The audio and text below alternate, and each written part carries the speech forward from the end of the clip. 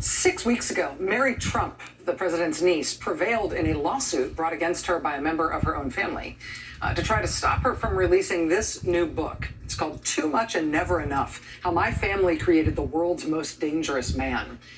In the book, which has now sold millions of copies, Mary Trump revealed herself as the main source for the New York Times' explosive Pulitzer Prize-winning reporting on the potentially illegal tax schemes the Trump family employed for decades to hide their assets and to avoid taxes.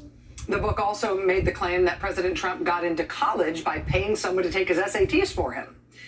Shortly after the book's release, Mary Trump sat for an interview here with me and shared even more news about her family that wasn't in the book. She told me that she had personally heard her uncle use anti-Semitic slurs and racist slurs, including saying specifically that she has heard him use the N-word.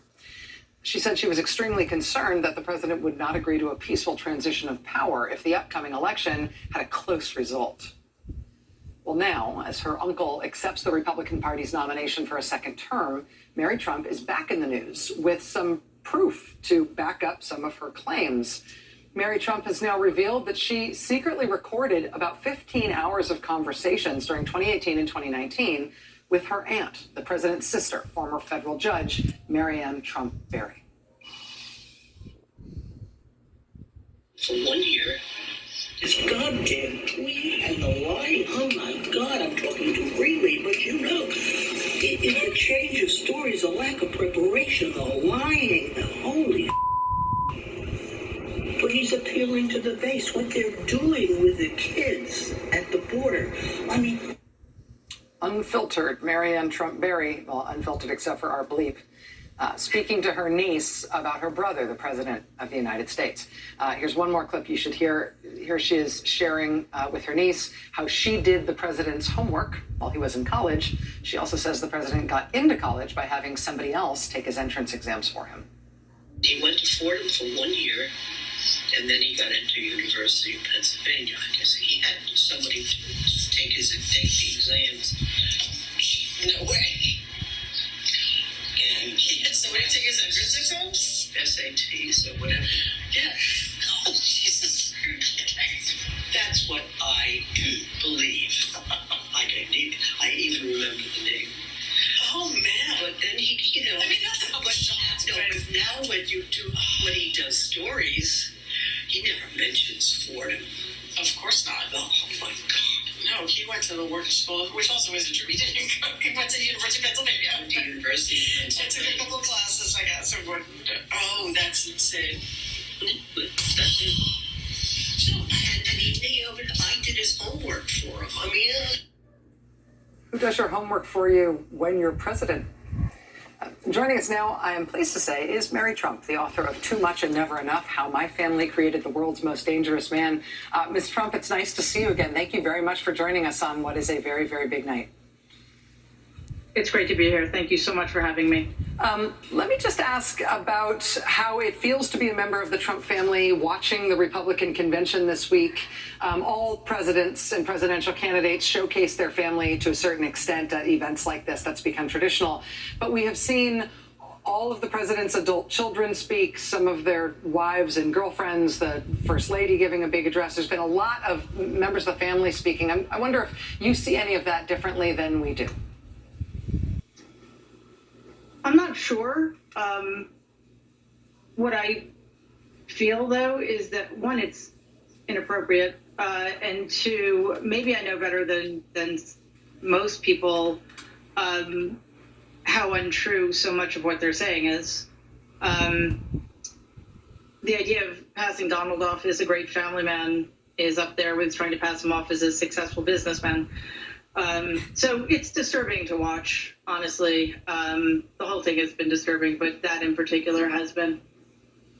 That's what you're characterizing correctly, that they have used family members of all stripes to describe him as being family focused, also as being empathetic, also as being somebody who respects and loves and elevates women.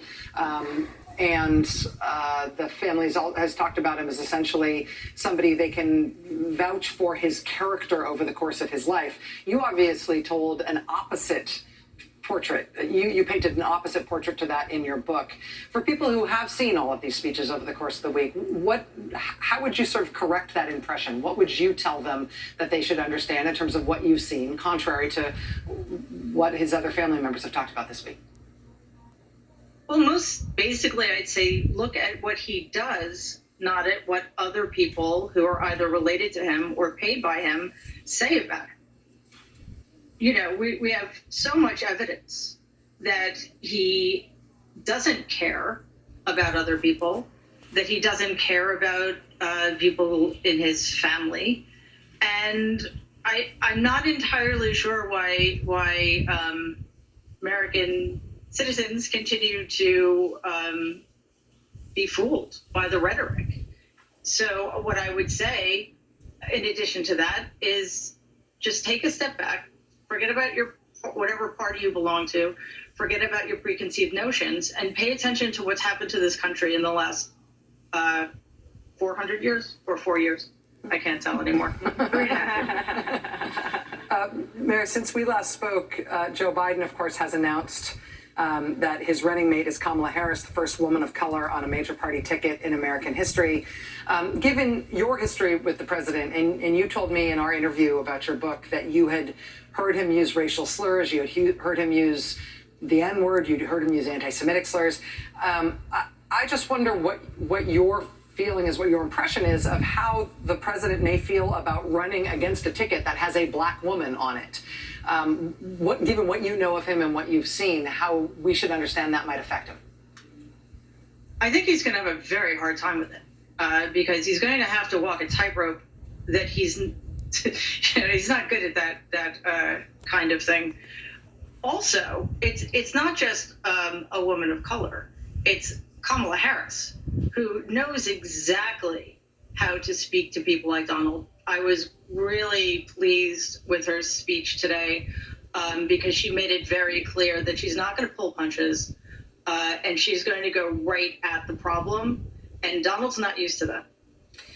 Hi, Mary. I'm Nicole Wallace. It's a pleasure to talk to you. I was riveted by your conversation with Rachel and all of your interviews. I want to ask you about something that happened after your book came out, though. The Senate Intelligence Committee issued a section in their report about compromise, about the kinds of things that might embarrass Donald Trump. And while they found no evidence that he'd been blackmailed by those things, they gathered them anyway. Someone on my show, Frank Figliuzzi, who worked in counterintelligence, said the Russians may have decided it was useless to use it on Donald Trump because he may not be capable of shame. And I didn't know what to make of that, but I wonder if you think, someone who has affairs with porn stars that he writes checks to cover up from the Oval Office, are we looking at him the wrong way if we think he can feel shame? Absolutely. He feels no shame. He has no humility. And that's part of the reason we're in the mess we're in, is because so many norms in this country have depended upon politicians' ability to feel shame and to do the right thing, even if they didn't want to, because they didn't want to deal with the consequences. So, Donald has been rewarded for bad behavior his entire life. So I think the motives are much more likely to be financial. There is absolutely no way to shame him. And that is another thing that makes the stuff we've heard about his love of his family just so absurd over the last 3 days. I want to ask you, too, it's wonderful to have someone to pose these questions to who actually knows him. Robert Mueller, who spent 23 months investigating ties to Russia, was never able to interview him and therefore was never able to reach a conclusion about whether there was any intention to commit crimes in his mind. When he commits tax fraud or bank fraud, is there knowledge of the criminal act? Yeah, that's a great question. Because it's very interesting how Donald's mind works. He knows the difference between right and wrong, but if it benefits him, it is de facto not wrong. Mm-hmm. So that makes it kind of tricky to pin him down. Yeah. Hey, it's Joy Ann Reid. How are you? Thank you for being here tonight. Really appreciate you joining us. So I have a question that kind of pivots off of what Nicole asked. We know that Cy Vance in New York now has a case going in which he is going to get access to Donald Trump's tax returns, his financial records. We know that Eric Trump is also being looked at. He's refusing to cooperate right now in an investigation. So as things are swirling closer to Donald Trump and his family's finances and to his company, give us your insider view of what he might do, because I think there's a lot of fear of what a cornered Donald Trump might do when he's really afraid that he might be about to be exposed. Yeah, we should be afraid, honestly. I don't like saying that, but we need to be prepared, because one of the, if not the only effective way to make sure that this nightmare ends in November is to continue keeping pressure on Donald through investigations, through truth-telling, etc. And we need to understand that along with that comes the real danger that he's going to lash out, that he's going to use the power of his office to continue to commit atrocities, which we're seeing every day. We cannot forget that the reason hundreds, if not thousands of people are dying every day is because Donald isn't doing anything, which at this point needs to be seen as a deliberate act.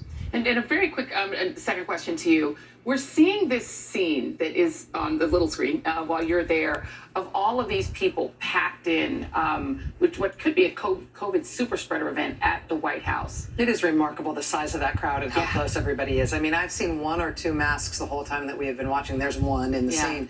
But look, I mean, that doesn't look like America in 2020. No. Sorry. No, of course. No, absolutely. I mean, I totally agree. It's disturbing for us to watch it because we're covering COVID every day. Does Donald Trump actually care? Because, there is some reporting that he changed his mind about sending help to states for hurricanes when he was told, well, these are our people that could die. Do you think that he cares that some of his own people could get sick and maybe die by being at this event at the White House? No, not at all. Because what is important to him is that people think that everything's fine. And tonight is of a piece with what I've seen of the rest of the convention. It's an attempt to elide the last 6 months from the country's memory and pretend that 2020 never happened. And basically, nobody died, the economy's great, and that lie can't be pulled off unless he has people crowding into the lawn of the People's House, by the way, which is another issue entirely, that they're all breaking the law by even doing it in the first place.